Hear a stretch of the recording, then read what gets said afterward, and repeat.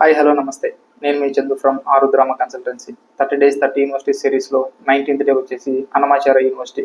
So ఇది కడప డిస్టిక్లోని రాజంపేటలో లొకేట్ అయింది. సో రాజంపేటలో నియర్ తాళ్ళపాక దగ్గర యూనివర్సిటీ అనేది ఉంటుంది. ఇది total 30 acres of campus. So ఇది 1998లో ఎస్టాబ్లిష్ చేశారు. ఇది 1.5 year బ్యాక్ వచ్చేసి దీన్ని యూనివర్సిటీగా అప్రూవ్ చేశారు. సో ఇక్కడ వచ్చేసి వీళ్ళు డిఫరెంట్ కైండ్ ఆఫ్ ప్రోగ్రామ్స్ అనేవి వీళ్ళు మనకి ప్రొవైడ్ చేయడం జరుగుతుంది.